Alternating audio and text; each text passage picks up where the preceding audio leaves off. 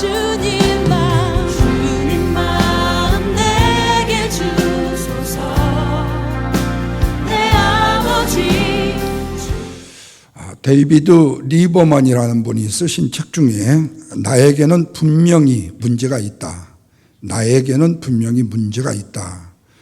라는 이 책에 보면 부제로 인생이 빗나가는 이유 중에 77가지가 기록이 되어져 있습니다.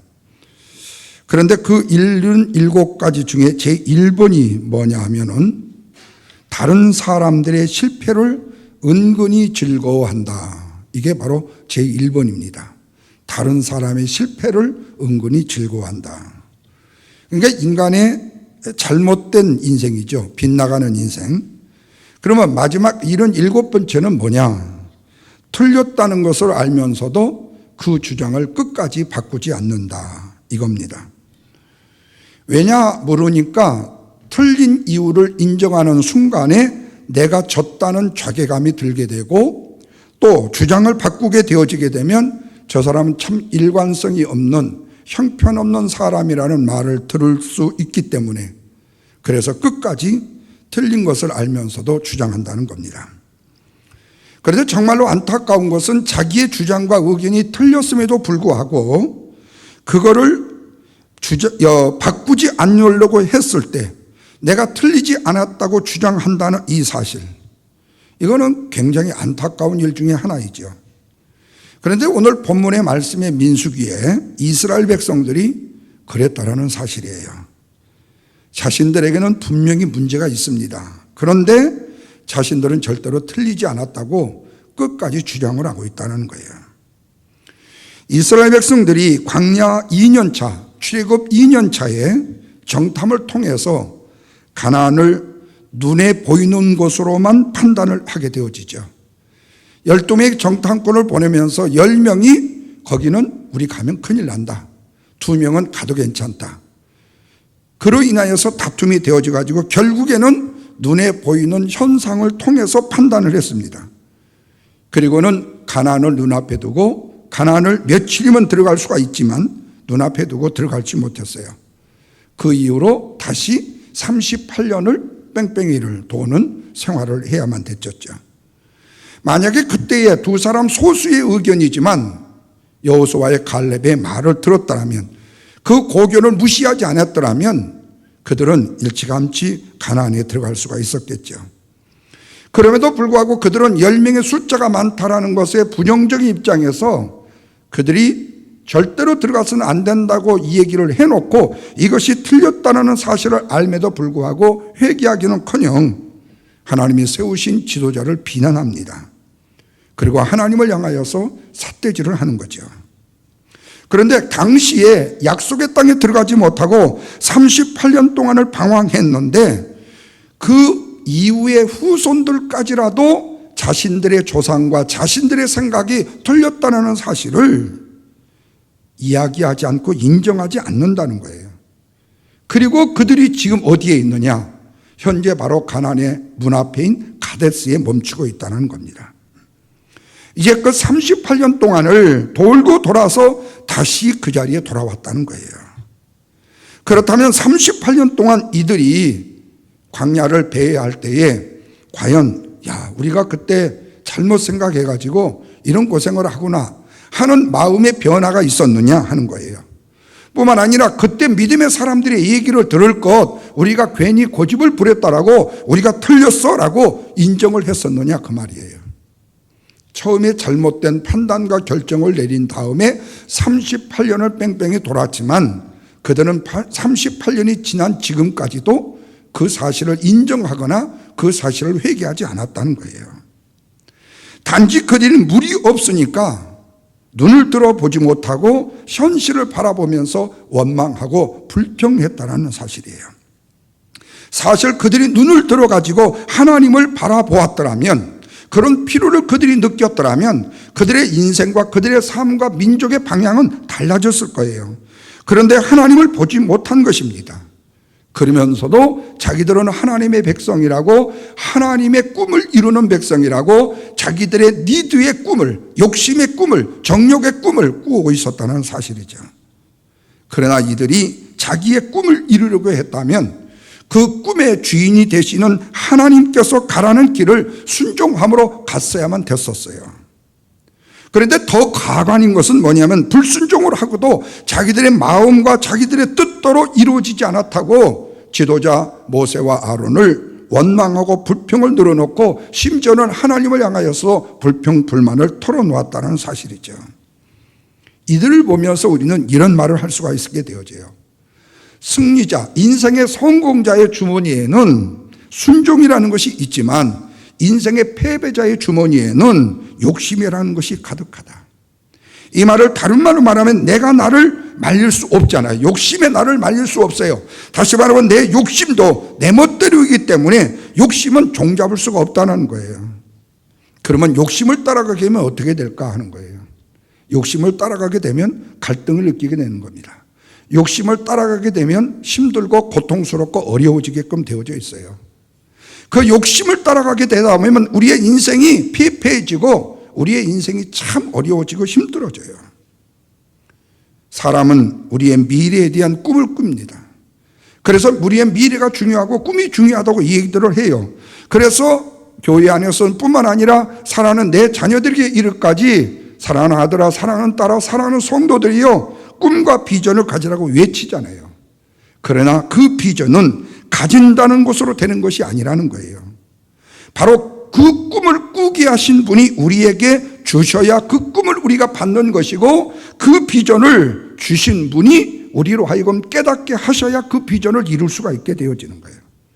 다시 말하면 꿈의 출처, 꿈의 근원이 어디냐? 하나님이시고 비전은 하나님이 우리에게 보여주셔서 역사하셔야 꿈과 비전을 이룰 수가 있다 그 말입니다.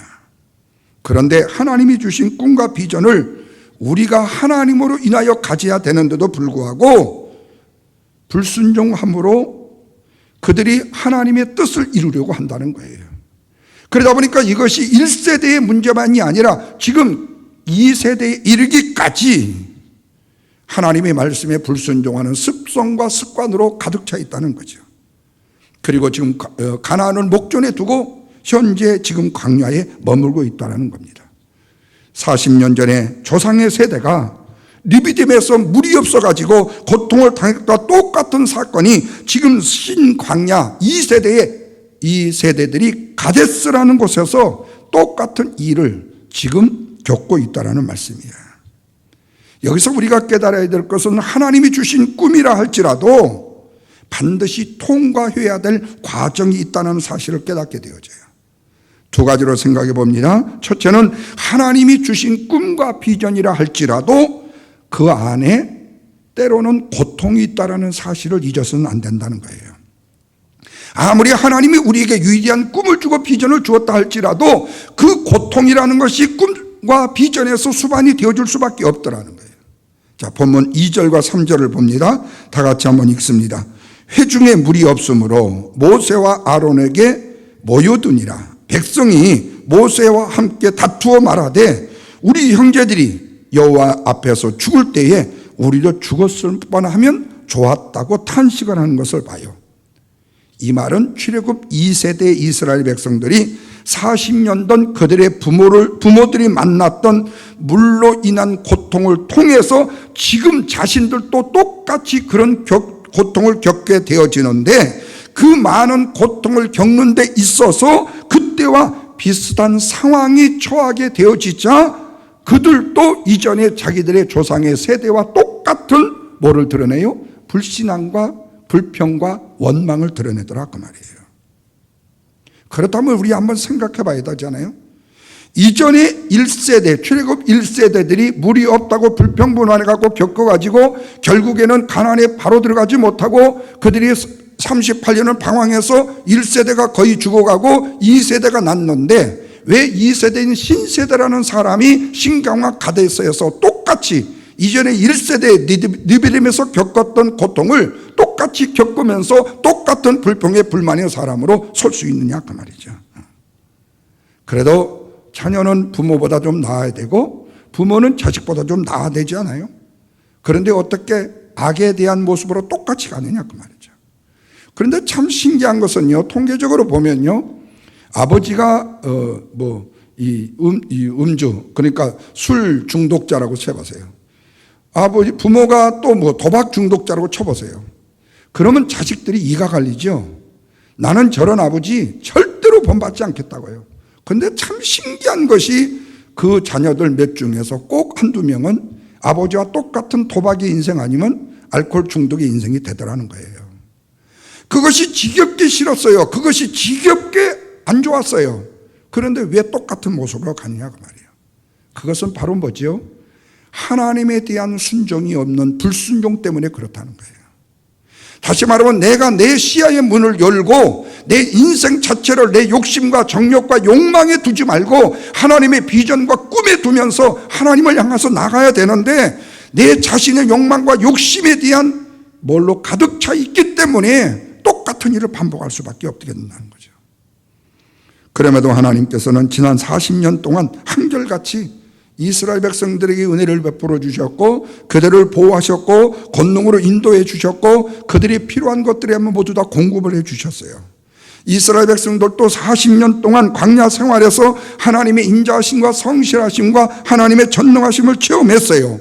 그럼에도 그들이 무리 없음의 어려움을 만났을 때에는 40년 전에 자기들의 조상들과 달라진 것이 없이 똑같이 원망하고 불평하고 하나님에 대해서 거절을 하고 반항을 하더라는 거죠. 그렇다면 하나님의 지금 1세대 출애굽 백성들에게 하나님이 처음 출애굽 백성들에게 원했던 사실이 무엇일까요? 지금까지 너희를 인도하신 하나님 나 여호와의 말씀에 순종하라는 것뿐이었잖아요.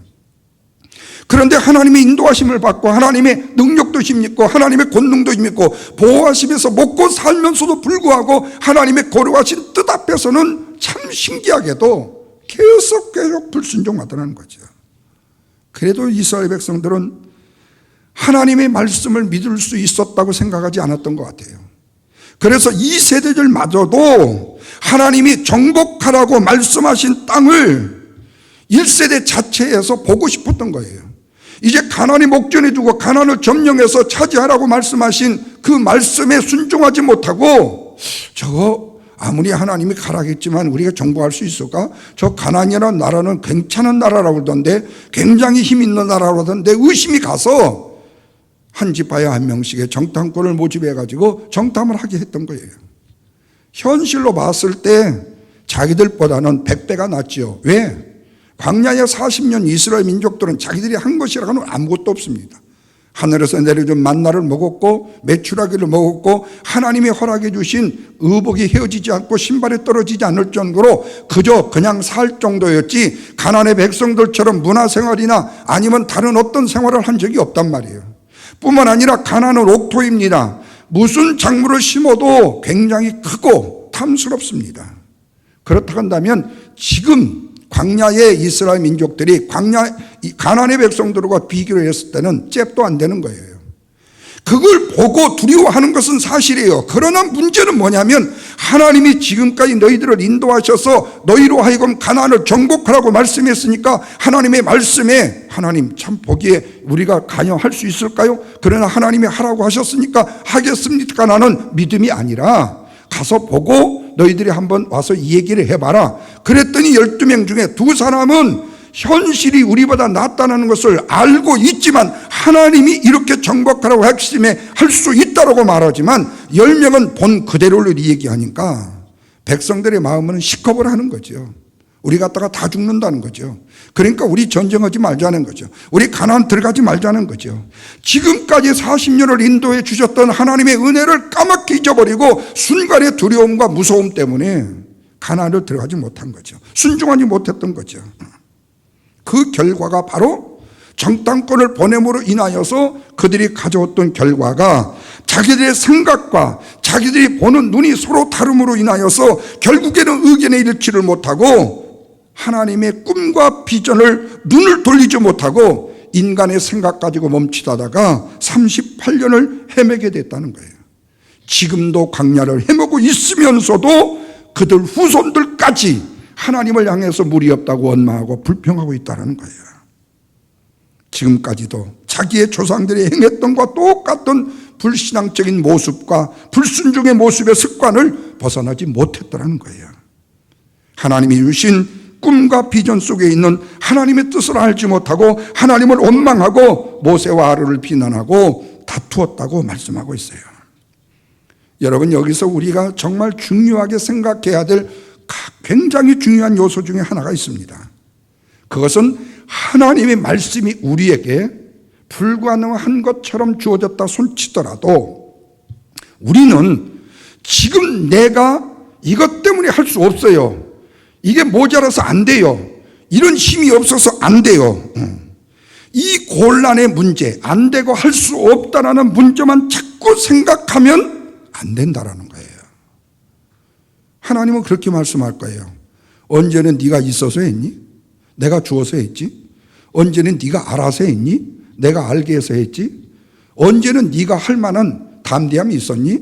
내가 너한테 담대함을 주어서 했지. 하나님은 끊임없이 우리에게 그렇게 말씀하시는데도 지금 나는 이것도 없고요, 시간도 없고요, 돈도 없고요, 능력도 없고요, 힘도 없고요, 자꾸 없는 것만 생각한다는 거죠. 그런데 그 원인은 그거예요. 없어서나 모자라서가 아닙니다. 하나님이 주신 꿈과 비전을 잃어버리는 불순종 때문에 그렇다는 거예요. 이미 우리의 마음속에 그걸 하기 싫다, 안 된다, 하지 않겠다라는 마음이 있기 때문에 없다, 모자란다, 부족하다, 할 수 없다, 능력이 없다, 자꾸 안 된다는 것만 생각하게 된다는 거예요. 이미 하나님에 대한 꿈과 비전을 잃어버렸고 하나님에 대한 불순종으로 가득 차 있기 때문에 그래요.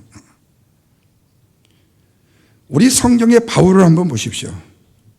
바울은 가말리엘의 문화생입니다. 율법학자입니다. 혈통으로는요 베냐민 지파예요. 어디다 내놔도 꾸릴 것이 하나도 없는 것이 바로 바울이고 바울의 가문입니다. 그런데 그가 다메섹에서 예수 그리스도를 만나요. 그러면서 그가 후에 자랑을 한 것은 내가 다메섹에서 만났던 예수 그리스도 외에, 그분이 우리에게 주신 사랑 외에 다른 모든 것들은 절대로 자랑하지 않아요. 그러면서 나는 가장 약자 중에 약자, 약한 자 중에 약자라고 자랑을 해요. 왜 자신이 자신의 약함을 그렇게 자랑만 했을까 하는 거예요. 왜 자신의 약함만 드러낼 수 있었을까 거예요. 그것은 바로 내가 약하다고 생각이 되어지고 약한 마음을 내가 가질 때에 그리스도의 능력이, 그리스도의 권세가 내 안에 자리 잡을 수 있는 기회와 내 마음의 여유가 되어질 수 있기 때문에. 나는 모자란 게 없어요, 나는 부족한 게 없어요, 나는 잘못한 거 하나도 없어요, 그러면은 절대로 내 안에 하나님이 채우실 만한 것이 채울 수가 없죠. 하나님, 저는 참 부족해요, 능력이 없어요, 힘 없어요. 그러나 하나님이 저에게 능력 주시면 그러면 담대함이 생기죠, 기쁨이 생기죠, 소망이 생기죠. 그러니까 내가 내 자신의 다른 것으로 채워지게 되면 내 자리, 마음의 자리에 하나님이 들어오실 자리가 없다는 거예요. 바울이 약함을 자랑했다는 것은 내 자신 안에 하나님의 사랑의 기회가, 축복의 기회가, 능력의 기회가, 권세의 기회가 들어올 자리를 마련해 줬다는 사실이죠. 그렇기 때문에 바울은 모자란다라는 결핍과 약함이 하나님을 의지할 수 있는 기회가 되었다라는 말씀입니다. 그리고 하나님이 주신 꿈과 비전에 이것이 주신 믿음 자체라도 그 믿음의 역사를 나타나 보일 수 있는 권능을 이룰 수 있었다는 사실이에요. 그렇기 때문에 우리가 기억해야 될 것은 아무리 하나님이 주신 꿈과 비전이라 할지라도 절대로 평탄한 것만은 아니라는 거예요. 때로는 극한 어려움을 통해서, 때로는 시련을 받게 함으로 시련의 믿음을 통해서, 그 어떤 역경을 통해서 하나님을 의지할 수 있는 믿음을 갖게 하는 기회가 되어지고, 그리고 꿈과 비전이라는 것이 내 것이 아니고 당신 것이 아니고 하나님의 것이기 때문에 그렇다는 거예요. 그래서 1세대의 이스라엘 백성들이 광야 생활에서 만난 어려움이나 시련은 2세대들이 지금 현재 겪고 있는 어려움과 고난이라는 것이 바로 믿음으로 나아가는 데 있어서 장애 요소들을 극복할 수 있는 강하고 더 큰 믿음을 갖게 하시려는 하나님의 기쁜 의도가, 하나님의 꿈과 비전이라도 그 극복해야 될 장애물로 배후에 있다라는 사실을 기억해야 된다는 거죠. 이거를 모르고 하나님은 왜 하나님의 일을 해야 하는데 어려움만 주고 고통만 주냐고요. 그러나 하나님이 주신 꿈이라 비전이라 할지라도 반드시 통과해야 될 고난의 여정이 있다는 사실, 이거를 잊지 말아야 됩니다. 두 번째로는요, 하나님이 주신 꿈과 비전이라도요 장애물이 있어요. 넘어야 될 산이 있어요. 자, 다시 본문 3절 말씀을 보겠습니다. 백성이 모세와 다투어 말하되 그랬어요. 물이 없어서 이스라엘 온 회중이 모세와 다투었다고 했어요. 그런데 사실 이들은요, 본인들에게 어려움이 당할 때마다 불평하고 비난하고 지도자와 다투는 습성을 가진 사람들이었어요. 다시 3절 보십시오. 심지어 이렇게 말해요.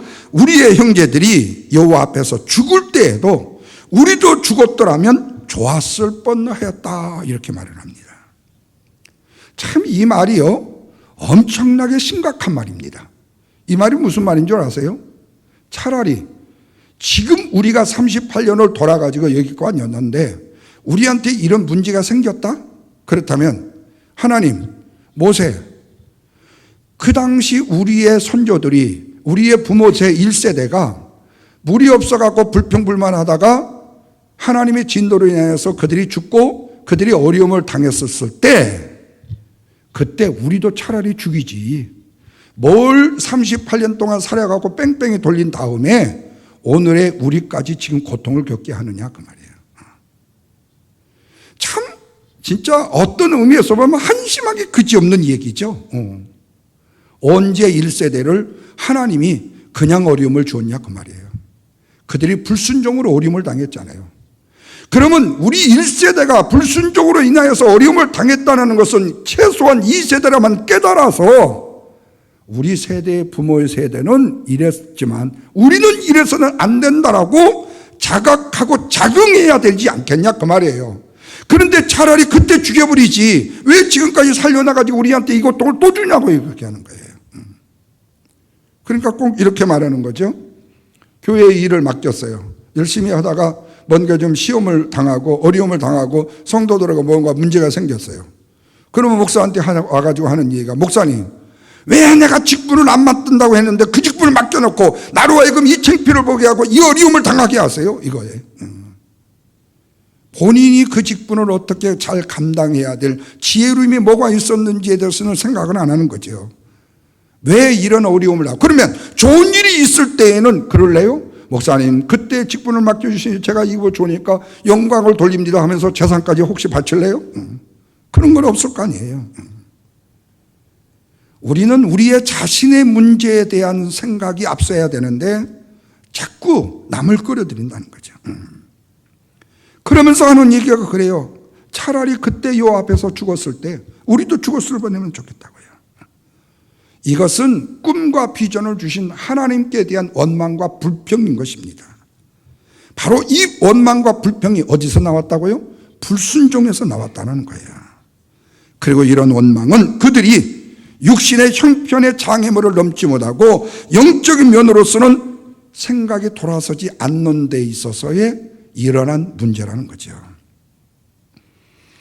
그들은 눈에 보이는 광야와 당장에 견디기 어려운 목마름의 고통 외에는 다른 어떤 것이 눈에 보이지가 않아요. 생각나는 것도 없어요. 느껴지는 것도 없어요. 오직 우리가 지금 불편하고 우리가 힘든 거, 이것밖에 없어요. 왜 우리가 불편해야 되며 이 불편을 왜 우리가 감수해야 되는가, 이 장애물을 왜 넘어야 되는가, 그래야만이 우리 후손들에게까지라도 이 복이 주어지지 않느냐라는 뭔가 의미와 미닝을 좀 생각해 봐야 되는데, 오직 지금 물이 없다는 거예요. 오직 지금 먹을 것이 없다는 거예요. 오직 내가 지금 힘들다는 거예요. 그러니 왜 나한테 이 힘듦을 주고 이 어려움을 주느냐, 이것밖에. 그게 눈앞에 당장 보이는 것 외에는 보이는 것이 없는 거죠. 이것이 바로 육신의 생각인 것이에요. 광야 40년을 지나는 동안 애굽에서 겪었던 노예 생활의 절망과 고통의 그 비참함, 얼마나 힘듦이 많았겠어요. 얼마나 어려움이 많았겠어요. 그런데 그거는요 싹 다 잊어버리고, 그때 한번 돼지가 장화 깊은 거 신고 국물 위에 걸어가다가 어떻게 배에서 지방이 하나 뚝 떨어져 가지고 그 국물에 지방 둥둥 떴었을 때 그때 마셨던 국물, 그것이 우리의 인생의 최고였다라고 과거만 회상하면서 현재 하나님과 함께 동행하면서 얻었던 축복과 은혜는 까맣게 잊어버린다는 거예요. 사실은 이스라엘 민족들이 지금 현실의 고난 중에서도, 아픔 중에서도, 시련 중에서도 하나님을 먼저 생각하고 하나님을 먼저 바라봤어야 되는 거예요. 애굽에서 하나님 없이 노예 생활을 하는 것보다도 광야에서 하나님을 모시고 섬기며 사는 것이 훨씬 더 복되고 가치 있는 우리의 인생의 삶이었다라고 최소한도 고백은 할 수 있었어야 된다는 거예요. 왜? 지금까지 하나님의 은혜로 보호하셨고, 지금까지 인도해 주셨고, 지금까지 필요한 것을 공급해 주셨던 그 은혜를 세상 말로 눈꽃만큼만 기억했다면 말이에요. 그런데 바로의 학정에서 430년 동안 노예 생활로 굶주리고 힘들고 어려운 고통을 당했던 그 일을 물 하나 없다라고 좋게 추억하고 현재의 자기들을 인도하신 하나님의 은혜, 40년의 은혜는 까맣게 잃어버렸다는 거죠. 이런 생각을 가지는 것이 바로 육적인 장애를 넘어서 영적인 사고를 하는 것이라는 겁니다. 그런데 광야의 이스라엘 백성들을 보면요, 거의 그랬어요. 어렵고 힘든 일만 생기거나 하면요, 금방 육신의 생각으로 팍 돌아가 버려요. 육신의 생각으로 팍 돌아가 버려요. 조금만 좋은 일을 생각하면요, 옛날에 우리가 이래서 했다고 생각하고, 조금만 어려운 일을 하면 하나님 앞으로 팍 불평이 돌아가 버려요. 오늘날 그리스도인 되어지는 오늘 우리의 모습은 어떤가? 지금 힘들고 지금 어렵고 고통스러우면 아무런 도움이 되지 않는다는 사실 알아요. 내가 무엇을 해도 내 이 현실의 고통과 아픔을 지나가고 다른 것으로 메이크업이 안 된다는 걸 알아요. 그러면서도 우리의 생각은 금방 세상적인 것과 세상적인 형편과 육신적인 소원으로 돌아가 버린다는 거예요. 그 짤막하게 좋았던 한순간을 마치 영원한 것처럼 기억하면서 현실의 고통의 고난을 이기려고 생각을 하지 않는다는 거예요. 그러니 마음에 감사가 있겠어요? 불만이 가득하게 되어지죠. 그러다 보면 우리의 마음은 쉽게 육으로 그냥 넘어가는 거죠. 이런 사람을 우리는 세속적인 사람, 세상적인 사람, 육적인 사람이라고 말하고 있죠. 바로 이런 사람의 마음속에는 항상 가지는 것이 뭐예요?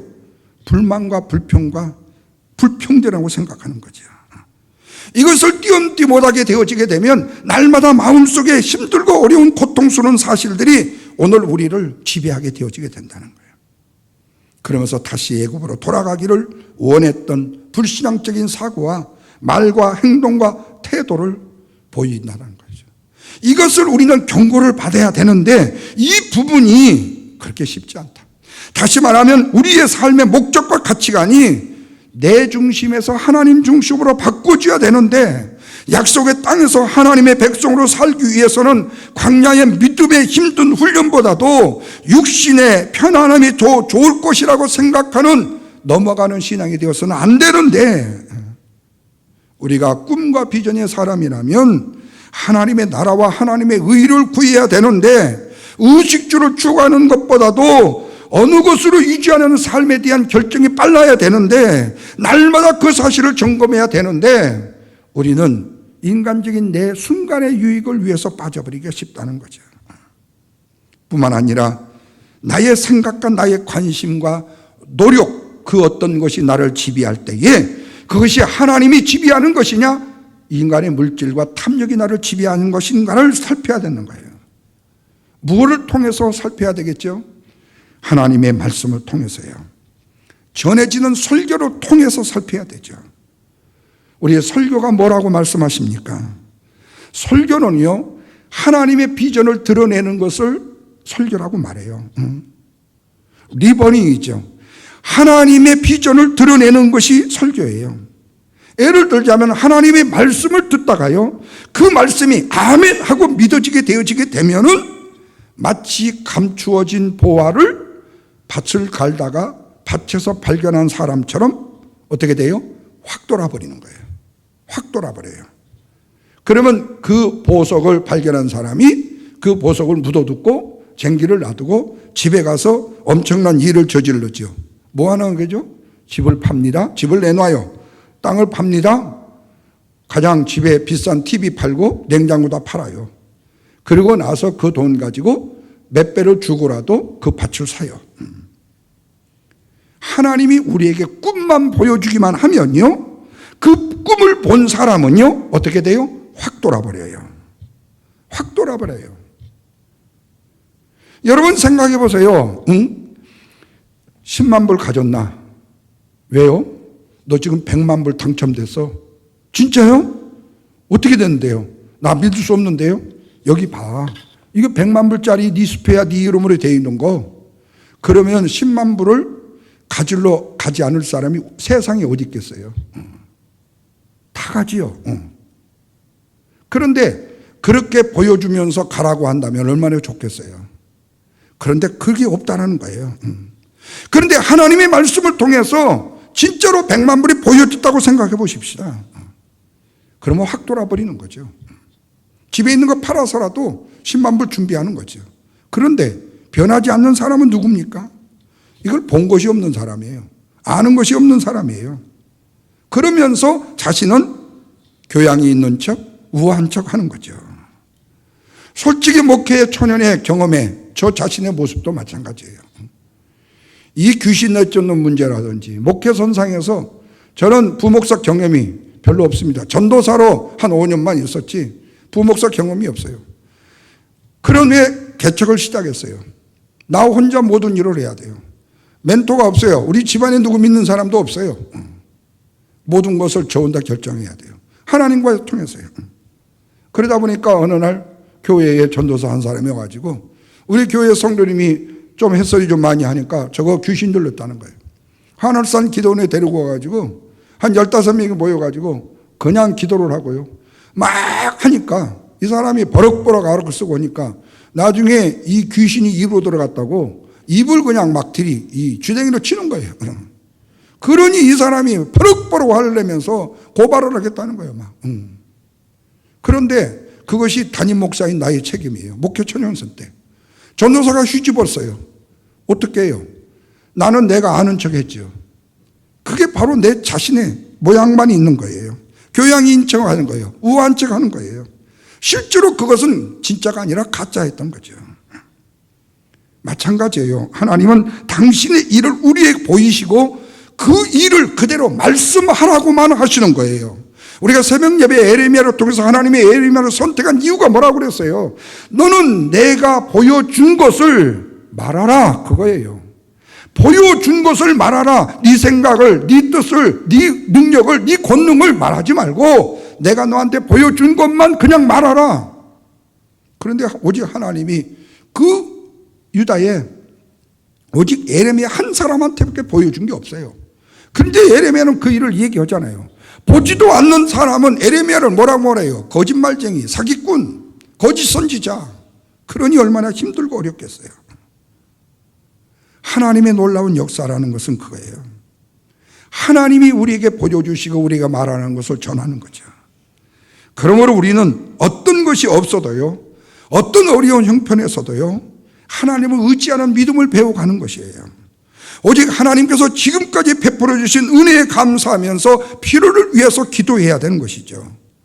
그리하면 모든 것이 합력하여 어려운 장애를 극복해 하신 하나님의 은혜에 감사할 수 있게 되어지게 되죠. 그렇다면 마지막으로 하나님의 모든 사람에게 필요한 것이 뭘까 하는 거예요. 바로 이스라엘 민족이나 1세대나 2세대나 지도자인 모세나 아론에게요. 그것은 바로 겸손이라는 사실을 마지막 결론을 짓고 있어요. 자, 5절 말씀을 보시면 너희가 어찌하여 우리를 애굽에서 나오게 하여 이 나쁜 곳으로 인도했느냐? 이곳에는 파종할 곳이 없고 무화과도 없고 포도도 없고 송유도 없고 마실 물이 없다. 자, 지금 이스라엘 민족이 불평을 하는 거죠. 그런데 실제로 이들에게 지금 없는 것은 처음에 뭐였죠? 2절 3절에 보면은요, 물이 없었던 거예요. 물이 없었던 거. 물이 없어서 불평을 했어요. 근데 오늘 본문 5절 말씀에서는 물이 없다고만 말하지 않아요. 거기다가 헛소리를 집어넣어요. 그래야만이 이 말빨이 선다라고 생각하는 것이 세상적인 사람들의 말입니다. 뭐를 집어넣었어요? 파종할 것도 없다, 무화과도 없다, 포도도 없다, 석류도 없다, 앤드 물도 없다. 언제 그들이 파종한 양식을 먹어본 적이 있나요? 그들이 언제 파종을 해본 적이 있나요? 그런데 파종 타령을 하는 거예요. 그러자 하나님께서 7절 보십시오. 8절이요. 여호와께서 모세에게 말씀하시되 지팡이를 가지고 내 형 아론과 함께 회중을 모으고 그들의 목전에서 너희는 반석에게 명하여 물을 내게 하라. 여기 꼭 조심해서 들으세요. 지팡이를 가지고 내 형 아론과 함께 회중을 모으고 그들의 목전에서 너희는 반석에게 명하여, 지팡이를 가지고 반석에게 명하여 물을 내게 하라. 내가 그 반석에 물을 내게 하여 회중과 그 짐승에게 마시고 할지니라. 여기서 하나님의 말씀은 뭐였어요? 지팡이로 바위를 명하면 물이 나온다라는 거예요. 그런데 11절 말씀 보십시오. 모세가 지팡이로 반석을 뭐 했어요? 2번 치니 물이 나왔다고 했습니다. 자, 이스라엘 민족들이 지금 헛소리를 하면서 부처대면서 계속 모세를 약올리게 만들죠. 모세가 너무나도 힘들고 화가 났죠. 화가 난 모세가 무지무지 강하게 분노를 표출하는 할리우드 액션을 하는 모습을 보게 되어져요. 그러면서 지팡이로 바위를 치면서 10절에서 내가 너희를 위해서 물을 내랴 그러면서 짠 하고 2번 그냥 쳐요. 지금까지 상황의 여건으로 봤을 때에 모세의 이런 분노의 모습은 충분히 이해를 갑니다. 나 같아도 충분히 그랬으리라고 생각되어져. 그런데 모세가 그렇게 분노로 내가 너희들을 물을 위해서 물을 내랴 하고 탕탕 치니까 물이 팍 나왔어요. 그때 사람들이 뭐라고 했을까요? 와, 모세 대단하다. 요즘으로 말하면 모세 오빠가, 바로 오빠가 나온 게 아니라 이제 모세 오빠가 나왔겠죠. 그런데 문제는요, 물이 터져 나왔으니까 성공은 성공이죠. 퍼펙트한 성공이에요. 시원한 성공이에요. 그런데 문제는 있습니다. 하나님 보시기에는 실패더란 거예요. 왜? 이 사건을 통해서 모세는 가나안에 들어가지를 못합니다. 그리고 광야가 자신의 무덤이 되어야 됐습니다. 왜 그랬을까요? 하나님의 해결을 겸손히 기다리지 못했던 결과였습니다. 너무 억울한 일이고 우리로서는 원통할 일이라고 얘기할 수밖에 없어요. 근데 마지막에서 모세의 이 행동이 불신의 행동이라고 12절은 이렇게 말씀해요. 하나님의 영광과 거룩함을 훔친 일이 되었다라고 성경은 말씀하고 있어요. 여러분, 여기서 우리가 꼭 또 하나 알아야 될 사실은요, 우리가 하나님의 일꾼으로 쓰임을 받는다라는 사실은 하나님의 일이 모세의 일이 아니듯이 내 일도 아니라는 사실을 알아야 돼요. 우리가 감당해야 될 사명이라는 것이 내 일이 아니고 하나님의 일이라는 사실을 알아야 된단 말이에요. 그런데 오늘 우리가 하나님의 일의 사명을 받다 보게 되면 내 일인 줄로 내가 착각을 한다는 거예요. 그리고 오버패스를 한다는 거예요. 이거를 조심해야 된다는 거예요. 뿐만 아니라 또 한 가지는 하나님에 대해서 알아야 되고 배워야 할 대상은 이스라엘 백성만이 아니라 아론과 모세도 배워야 할 대상이라는 말씀이에요. 오늘날 목사만이 뒤에 복음을 전해서 다 아는 자가 아니라 하나님을 알아야 될 자는 목사도 장로도 평신도도 똑같이 알아야 될 대상이라는 사실이에요. 하나님 앞에서는 목사라는 직분이 아니라 하나님의 거룩한 백성이라는 성도라는 직분이라는 거예요. 그런데 하나님이 일을 너무 넘치게 일하다 보면 모세처럼 넘어서는 안 되는 일로 넘어서는 일이 생긴다라는 사실이에요. 다시 말하면 사명이란 포장을 가지고 모세처럼 이런 위험한 일을 하면 안 된다는 거예요. 이유가 있습니다. 종은요, 내 것이 없습니다. 내 것을 가진 존재가 아니에요. 내 것이 없는 존재예요. 그러면 종에게 있는 것은 다 누구에게서 나온 것이에요? 주인에게서 나왔다는 뜻입니다. 그렇다면 우리가 이루고자 하는 꿈과 비전이라는 것도 하나님이 보시기에는 주인의 뜻인 하나님의 말씀과 과정을 통해서 드러나야 되는 것이지, 우리의 인간의 어떤 욕망이나 욕심이나 내 어떤 분노에 따라서 이루어질 일이 아니라는 거예요. 내 분뿌리가 아니라는 거예요. 내 화뿌리가 아니라는 거예요. 그렇다면 우리는 지금 얼마나 많은 잘못을 저지르고 있는지 아시겠죠? 자녀들이요, 부모 말이 불순종해요. 그러면 부모들이요, 자녀들을 패면서 하는 얘기가 뭐예요? 잘 되라고 팼대요. 근데 실제로 보면 자기 분풀이로, 말 안 들은 분풀이로, 어떻게 이 싸가지 없는 애가 이렇게 길러주고 먹여주고 입혀줬으니까 말 안 들어? 그래서 화나서 패는 거예요. 선생이 아이들을, 요즘에는 안 그러지만은 우리 어렸을 때, 우리 초등학교 중고등학교 때 선생님이 학생들을 패는 걸 보면요, 무섭게 팹니다. 근데 하는 뭐라는 걸 훈육을 위해서 팼대요. 훈육이 절대 아니에요. 지 분풀이 한 거죠. 선생 분풀이 한 거죠. 똑같아요. 모세의 상황이에요. 억울한 건 사실이에요. 이스라엘 민족들이 뺀돌뺀돌한 거 사실이에요. 지도력에 흠집이 난 것도 사실이에요. 그러나 모세는 거기까지 가서는 안 됐다는 거예요. 왜? 모세도 하나님의 종이었기 때문에. 그런데 종의 한계를 뛰어넘었다는 거예요. 이것이 바로 이스라엘 민족들에게 주시는 교훈과 동시에 지도자인 모세에게 주시는 교훈이고 우리 모두에게 주시는 교훈이라는 거예요.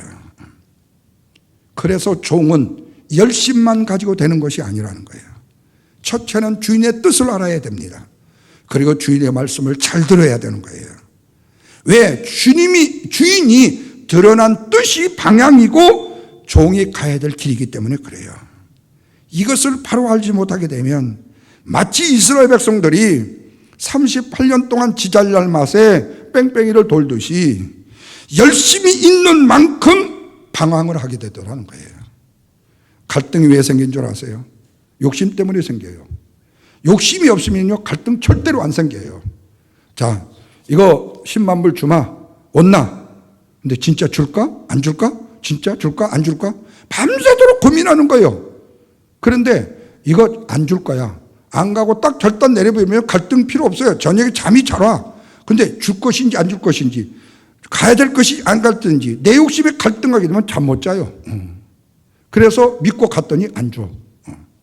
그러면서 에이, 그러면 그 사람이 잘못된 사람이요? 내가 잘못된 사람이요? 그 사람이 잘못된 게 아니에요. 내가 잘못된 거예요. 왜? 쓸데없이 나한테 10만 불을 누가 준다고 그래요? 내 자식도 안 주고 부모도 안 주는데 남이 왜 나한테 줘요?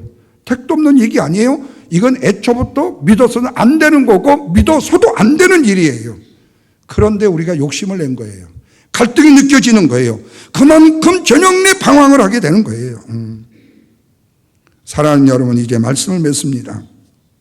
성경이 말씀하고 있는 거룩이라는 것은, 이 홀리라는 것은 말씀이라는 밑그림에 순종하는 과정에서 나타나는 결과가 바로 거룩이에요. 말씀이라는 밑거름에 순종하는 과정에서 나타나는 결과가 거룩이다. 그래서 거룩은 분명한 목적이 있는 겁니다. 거룩은 분명히 과정을 거치는 거예요. 거룩은 절대로 그냥 이루어지지 않아요. 거룩은 싸움이 있어야 되고, 영적인 싸움이 있어야 되고, 장애물을 뛰어넘어야 되고, 고난을 극복해야 되고, 문제를 해결해 가야 돼요. 마치 순수 100% 금이 되기 위해서는 엄청나게 뜨거운 용광로 속에 그 금물이 들어가서 다 뭐예요? 정화가 돼야 되듯이요. 그래서 거룩은 목적이 있는과 동시에 분명히 과정이 필요하다는 거예요. 우리가 하나님의 진정한 자녀가 되고 하나님의 진정한 종이 된다는 사실은 바로 조금 낯설은 표현 같지만 우리에게 주님의 내가 종이라면 종놈이라는 의식이 나에게 있어야 된다는 거예요. 그래야만이 하나님의 꿈과 비전을 이룰 수 있는 거예요. 이것이 바로 하나님의 역사를 이루는 거예요. 하나님의 종이면서도 주인이 될 수 없고 하나님의 종이 되면서도 내 뜻대로 결정하고 판단하고 결정할 수 있는 일이 아니에요. 하나님이 주신 말씀 그대로를 순종하며 따라가야 될 종의 사명이에요. 이것이 바로 주의 은혜와 은총과 하나님의 비전과 꿈을 이루어가는 복된 성도의 모습이다. 이 모습으로 저와 여러분이 설 수 있기를 주님의 이름으로 축원합니다. 기도하겠습니다.